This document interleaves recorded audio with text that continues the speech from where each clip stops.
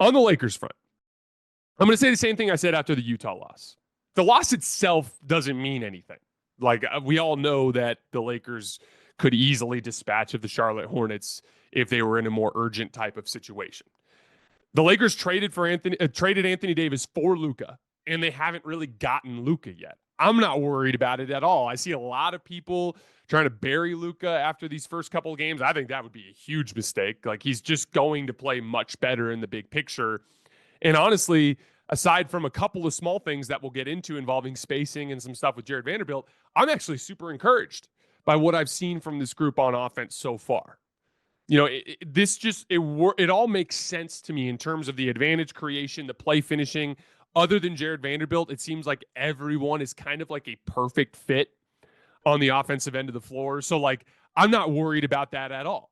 But again, like I said after the Utah game, I do think there's value in looking at how you lost the game and what in that mix you can take away as like a legitimate area of opportunity for you to improve as a basketball team. Jared Vanderbilt is the guy that's sticking out like a sore thumb so far in the Luca era. In the 3 games that he's played so far with Luca, they have a minus 21.4 net rating with him on the floor, 103 offensive rating, a 124 defensive rating. And that's the main thing I want to highlight right away. Like, he's been really bad on defense, which is so unusual for him, right? Like, a lot of dumb stuff last night. Like, he had a play where in the third quarter, where he hard closed out on Daquan Jeffries on the left wing. And it's like Daquan Jeffries can't shoot. He's like 30% on catch and shoot jump shots this year. Hard closeout, ends up giving up a drive, and Daquan hits a little scoop shot over the top of him. Or like on that final possession, losing LaMelo Ball on a straight line drive. Or he several times over the first couple of games where he's gotten defensive rebounds, but he hasn't had good awareness of what's happening around him, and he gets stripped from behind or fumbles the ball away. A good chunk of Jared Vanderbilt's impact can be improved by him just doing what he gets paid to do, which is be one of the best defensive players in the league, which is what he hasn't been over the course of these few games, right?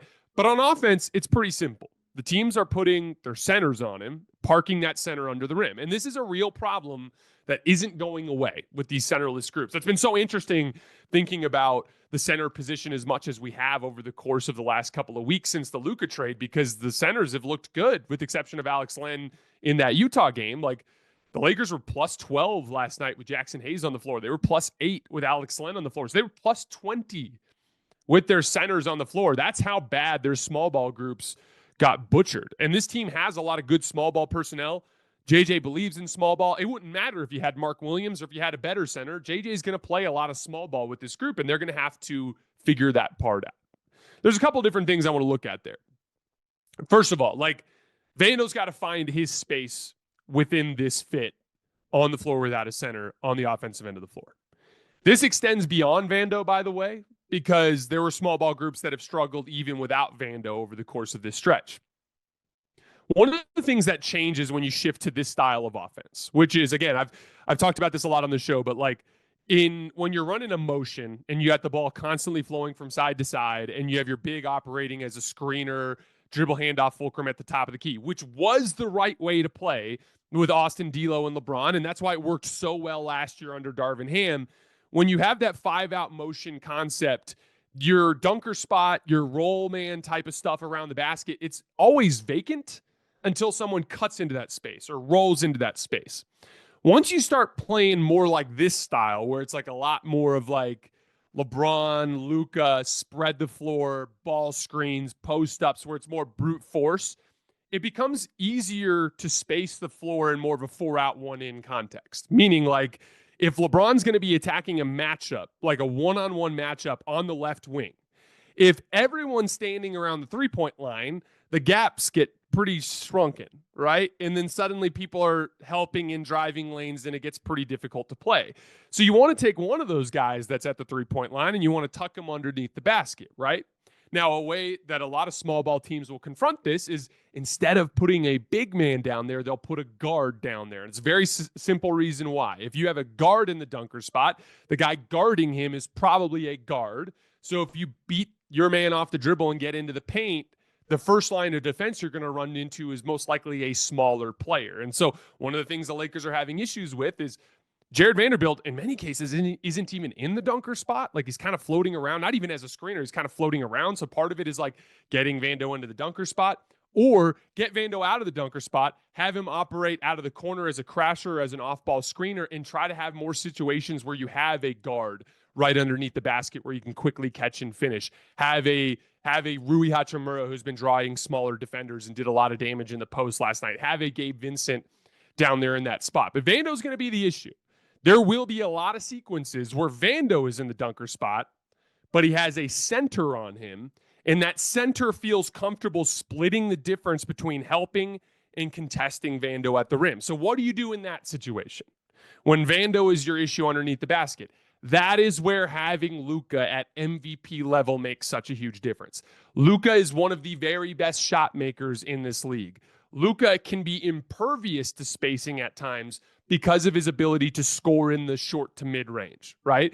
And so again, like, just by having Vando play much better on defense and by having Luca play much better on offense, these lineups can work a lot better than they have. However, I do think it's important to at least factor in that Vando could be an issue there. It's something that against the best teams in the league that have elite rim protection, it's a problem that the Lakers might have to face and that they might have to deal with. And again, what you can do there is if Vando's off the floor, you can try to make up for that by having guards in the dunker spot to create spacing like we talked about earlier. That's what the Celtics do so incredibly well.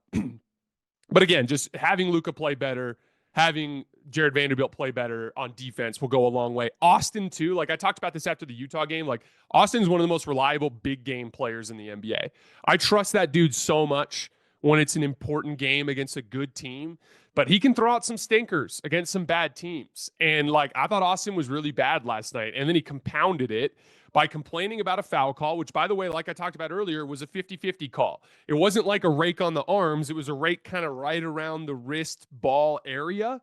And when it's a bang-bang sequence in a basketball game, that's a call that refs will miss. Like I talked about earlier, I view that as like a 50-50 call. Sometimes you're going to get it. Sometimes it's going to be called a strip. And for you to lose control, run up on the ref, say whatever you said. He said it 3 times. He bumped him on the elbow. Like, you made it so that you had to get ejected. And now all of a sudden you're in a situation where you have less talent on the floor down the stretch of the game. So, like, again, it is what it is. I'm not worried about Austin. Austin's always going to be there as a foxhole guy when the shit's hitting the fan against a good team. But Austin didn't do his team any favors last night by getting himself kicked out of that game. I want to move to the defensive end of the floor for just a second, though, because this is going to be something that is a big talking point for the Lakers moving forward. As I mentioned earlier, I'm not worried about the Lakers offense at all. I just, they're going to figure it out. They have a 111.5 offensive rating so far. That's going to be turned around at some point over the course of the next couple of weeks. But on the defensive end of the floor, the idea of teams attacking Luka Doncic in space is going to be a problem that they're going to have to address. So first of all, before we get into any like schematic stuff, you just have to do better. Like, you just have to do a better job of containing the ball. And this goes deeper than just Luka. This goes down the roster to a bunch of different guys. Like, Rui got back cut a bunch of times last night. Like, that's a way of giving up dribble penetration just by not paying attention, right? Like, you're one of your top tier defenders in Jared Vanderbilt gives up a key drive late in the game. But even Luka himself, by virtue of getting into better shape, by virtue of just competing more on the ball, if he can flatten out some of those drives, again, like, think of it on a very basic level. A straight line drive is going to be very difficult to react to as a helper. But if you can flatten out the drive so that it's more of a banana route out to the side, that's what delays that enough for you to have easier rotations on the backside. But when you're giving up dribble penetration, you have to be prepared. There were large portions of this game where I thought they looked great in this regard. The Lakers were throwing a lot of low man help. And again, in the low man, all that means is when the ball screen defender is stepping up, the guy who's guarding the weak side corner slides up underneath the basket to help guard that action 3-on-2. The guy on the wing for the Lakers was doing a good job dropping down and guarding the corner to cover for the low man. They were missing some of that extra rotation, though, the rotation to the man up the wing. They were missing some of those extra rotations. And then simple stuff like that double team where Dorian Finney-Smith waved Luka out. If you're going to scram Luka out of switches, and that's basically what that is. So, like, if Luka gets picked on a switch and you just run a double team over and get Luka out of there, you're scramming him out of a mismatch. You need to be prepared for that scram. And in crunch time, they had a sequence where they just weren't ready for it. And so, again, different team. You're not used to having a guy like Luka on the floor that you have to cover for, but now you do. So you just got to figure out the back end of that. And so that's the thing. Like when we talk about the Lakers, they're not going to be some world-beating top 5 defense. It's just they don't have the personnel for it. Even before this, when they were defending extremely well, like a lot of it was playing really hard in the month of January and February, right? So like I want to be clear, like I never thought this team was elite, but they should be better defensively than they have been.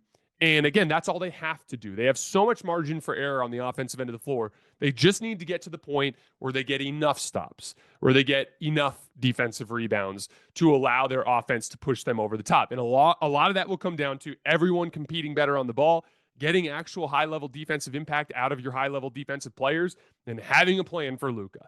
Got to have a plan for how to react to those situations when they start picking on Luka in space.